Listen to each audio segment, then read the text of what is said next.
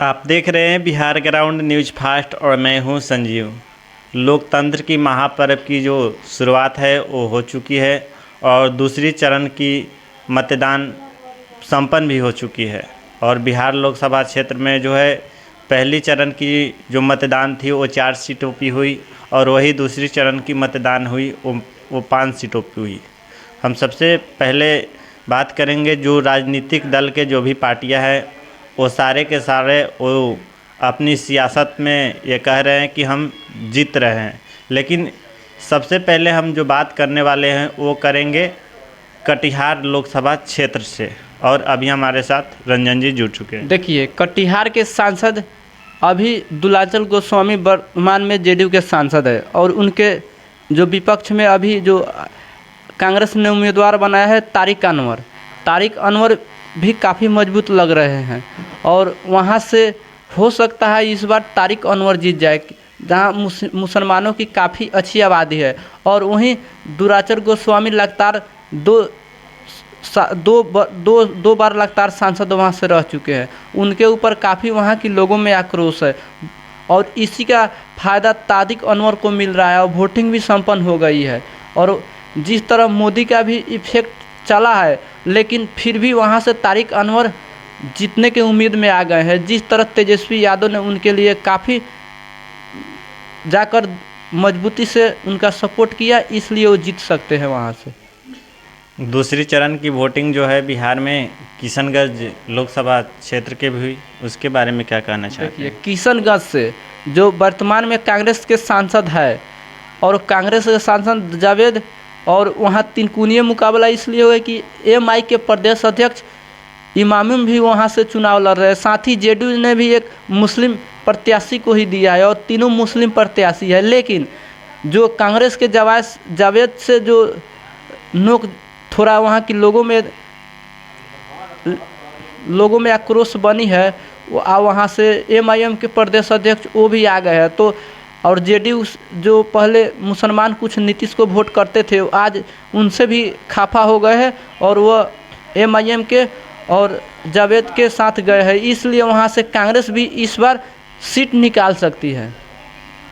अजीत शर्मा के बारे में क्या कहना चाहते हैं, जो कि भागलपुर लोकसभा क्षेत्र से हैं? देखिए, अजीत शर्मा जो वर्तमान में विधायक है और उनको कांग्रेस ने अपना उम्मीदवार बनाया है और वह काफ़ी मजबूत के साथ वो भी लड़ रहे हैं। और जेडीयू के उम्मीदवार अजय मंडल जो वर्तमान में अभी वहाँ से सांसद है, लेकिन उनके खिलाफ वहाँ के लोगों में आक्रोश है कि वह सिर्फ वोट के समय आते थे, इसलिए उनके खिलाफ कुछ लोगों ने जाकर वोट किए हैं। साथ ही वहाँ के विधायक जेडीयू के ही गोपाल मंडल वो भी नाराज़ है। वो बोल रहे थे मेरे सीट मेरे पक्टे में है लोकसभा का, लेकिन उनको सीट नहीं मिला और इसी को लेकर थोड़ा वहाँ मामला अटका हुआ है। और कांग्रेस के अजीत शर्मा उनके पुत्री जो बॉलीवुड के हीरोइन है नेहा शर्मा, वो भी उनके लिए प्रचार करने आई। राहुल गांधी भी आए। इसलिए इस बार की वहाँ चुनाव रोमांचक है और ये दोनों में कोई भी जीत सकता है और ये बड़ी टक्कर की हो रही है ये दोनों भागलपुर सीट पे। वर्तमान सांसद जो बांका से गिरधारी यादव है, उनकी सियासी क्या लगता है अब की बार लोकसभा चुनावी माहौल में? देखिए, बांका से जो वर्तमान गिरिधारी यादव जो अभी सांसद है जेडीयू के, और जयप्रकाश नारायण यादव जो आरजेडी से है और लालू यादव से बहुत खास है और इस बार बहुत मजबूती के साथ लड़ रहे। पिछले साल भी लड़े थे जयप्रकाश नारायण, लेकिन वो हार गए थे। लेकिन इस बार काफ़ी फैक्ट टू फैक्ट टक्कर है। इसमें लग रहा है इस बार जयप्रकाश नारायण बांका से गिरिधारी यादव को मात दे दे और यहाँ से जीत भी सकते हैं।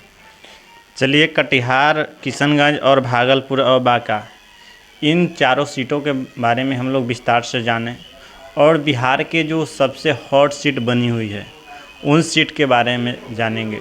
वो है पूर्णिया सीट। पूर्णिया सीट पप्पू यादव ने हॉट बना दिया। वही तेजस्वी यादव ने आरजेडी की ओर से वो अपने उम्मीदवार बीमा भारती की उतार दी और जेडीयू जो एनडीए गठबंधन की जेडीयू नीतीश कुमार की ओर से जो है वो है संतोष कुशवाहा। क्या लगता है अब की जो है पूर्णिया में तिनकोनिया मुकाबला थी, उनमें किनकी जो है ज़्यादातर वोट हो सकती है? देखिए, तिनकुनिया मुकाबला थी, लेकिन अब जो आरजेडी के उम्मीदवार बीमा भारती है उनको अब वोटिंग के बाद वो तीसरे नंबर पर जाएगी। वहाँ घनचक्कर की लड़ाई संतोष कुशवाहा और पप्पू यादव में है।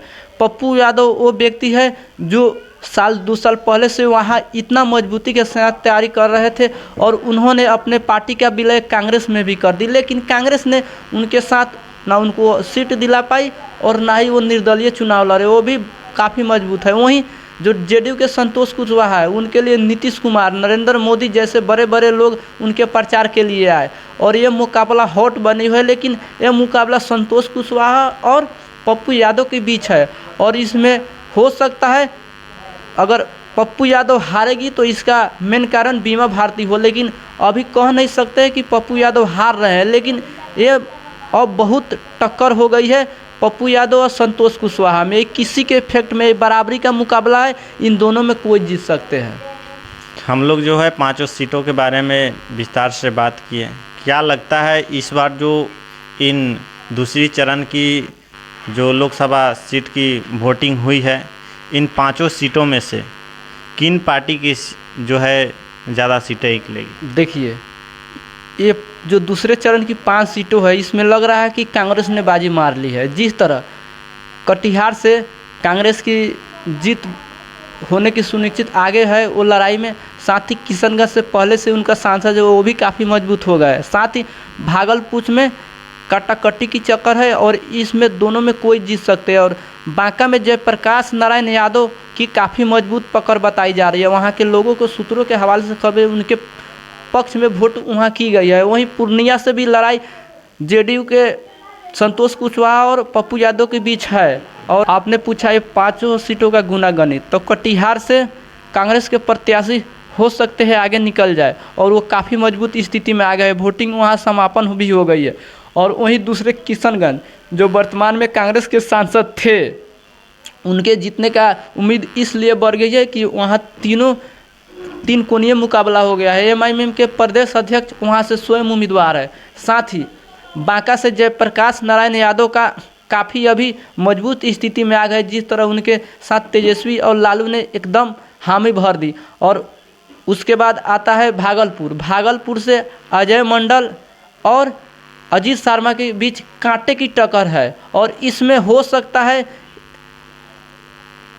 अजय मंडल आगे ना निकले, क्योंकि वहाँ से गोपाल मंडल जो जेडीयू के ही विधायक है वो भी इस सीट को लेकर काफ़ी चर्चित थे। वो बोल रहे थे इस सीट मेरा पॉकेटवे में है, मेरा पॉकेटवे कोई काट लिया, इसलिए वो भी पूरे सपोर्ट के साथ अजय मंडल के साथ नहीं है। और कांग्रेस के यहाँ नेहा शर्मा जैसी बॉलीवुड के एक्टर और राहुल गांधी आके उनके लिए प्रचार किए।